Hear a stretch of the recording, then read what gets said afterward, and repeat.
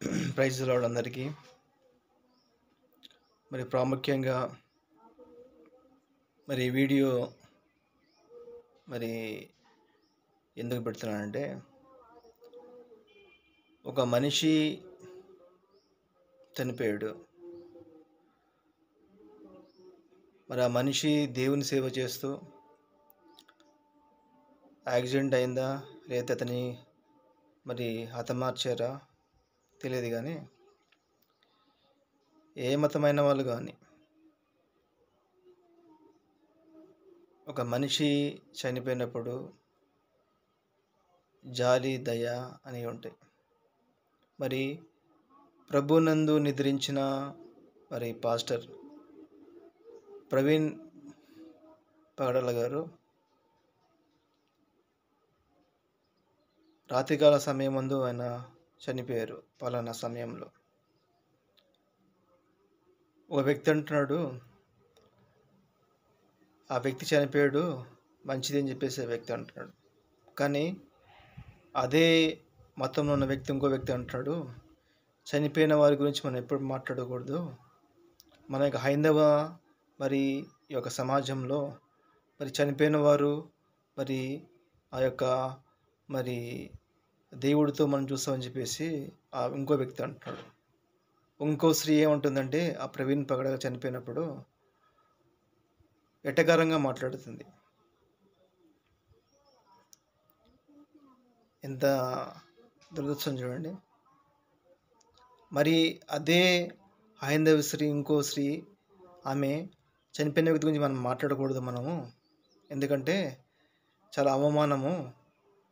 మరి నువ్వు హేళన చేస్తూ మరి చివరిగా నువ్వు జై శ్రీరామ్ అంటున్నావు అని చెప్పేసి ఆ యొక్క స్త్రీ కూడా ఆ ఎగతాళి చేసిన స్త్రీని మరి నీచంగా తిట్టింది. నువ్వు మనం దేవుణ్ణి ఆరాధించే ఆ దేవుణ్ణి మీరు అడ్డం పెట్టుకొని చనిపోయిన వ్యక్తి గురించి ఆ పాస్టర్ ప్రవీణ్ పగడాల గురించి మాట్లాడుతావు అని చెప్పేసి ఆ స్త్రీ కూడా అంటుంది. కానీ బైబిల్ గ్రంథం స్పష్టంగా మాట చెప్తుంది.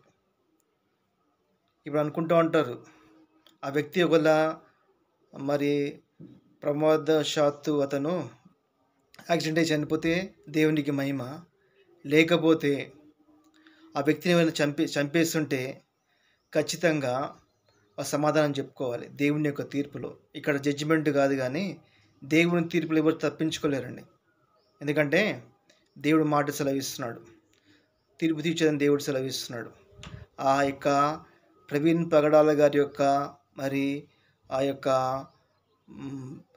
మరి తల్లి కానీ, వారి యొక్క సహోదరుడు కానీ, వారి యొక్క భార్య కానీ, వారి యొక్క మరి మరి కుమార్తెలు కానీ, వారి యొక్క కన్నీరుకి సమాధానం చెప్పాలి మీరు.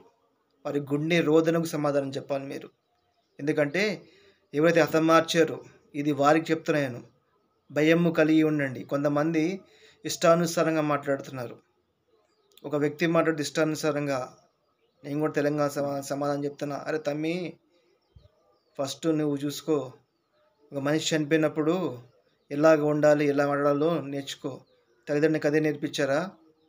కొంచెం దిమాగ్ ఉండాలి అబ్బాయి నీకు. అలాగే ఇంకో స్త్రీ కూడా మాట్లాడుతుంది, అమ్మ తల్లి, ఒక వ్యక్తి చనిపోయినప్పుడు సానుభూతి చూపించండి అమ్మ.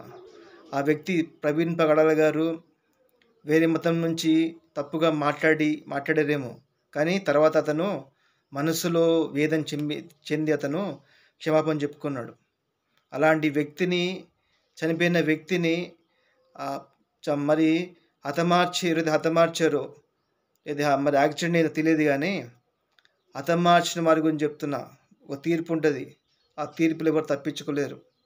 భయంకరమైన శిక్ష ఉంటుంది. ఎందుకంటే బైబిల్ గ్రంథం సెలవిస్తుంది, తీర్పు తీర్చుకుంది అని బైబిల్ గ్రంథం సెలవిస్తుంది. మీ తీర్పు తీర్చారు, కానీ మీ తీర్పు తీర్చింది ఆ శరీరాన్ని, కానీ ఆత్మకు తీర్పు తీర్చాడు ఒకడు ఉన్నాడు. దానికి మీరు భయపడండి. దేవునికి స్తోత్రం కలుగును గాక. అందుకే అందరూ ఎవరైతే వ్యతిరేకంగా మాట్లాడుతున్నారో, ఎవరైతే ఆ వ్యక్తి గురించి, చనిపోయిన వ్యక్తి గురించి, ప్రవీణ్ పగడ మరి వ్యక్తి గురించి, మరి ఆ పాస్టర్ గురించి వ్యక్తిగా మాట్లాడుతున్నారు, యొక్క కుటుంబం గురించి వ్యక్తిగతంగా మాట్లాడుతున్నారో, మీ నోరుని అదుపు పెట్టుకోండి. లేకపోతే మీకు బైబిల్ గ్రంథంలో ఒక మాట ఉంటుందండి, ఏంటంటే ఏ వ్యక్తి పాపం చేశాడో ఆ వ్యక్తికి శిక్ష ఉండదేమో కానీ వారి యొక్క సంతానానికి శిక్ష ఉంటుంది. పితరుల దోషం అని ఉంటుంది. ఆ దోషము గురించి చెప్తున్నాను. కాబట్టి మీరు నోరు అదుపులో పెట్టుకొని జాగ్రత్తగా ఉండండి. లేకపోతే మరి మీ యొక్క దాంట్లోనే కర్మఫలం ఉంటుంది. ఆ కర్మఫలం అనుభవిస్తారు. ఎవరు చేసే కర్మ వాడే అనుభవిస్తాడు. కాబట్టి నోరు అన్నీ పెట్టుకొని జాగ్రత్తగా ఉండండి. ఎందుకంటే చనిపోయిన వ్యక్తి మామూలు వ్యక్తి కాదు. ఏ మతమైన వారు కానీ ఎవరైనా కానీ ఆ వ్యక్తి మరి దైవికంగా ఉన్నప్పుడు చనిపోయినప్పుడు మరి మనం గౌరవించాలి. మన భారత సాంప్రదాయం అదే సెలవిస్తుంది. అంత ఇంగిత జ్ఞానం లేకుండా మాట్లాడుతున్నారంటే మీరు ఏ దేశంలో మీరు ఆలోచించుకోండి.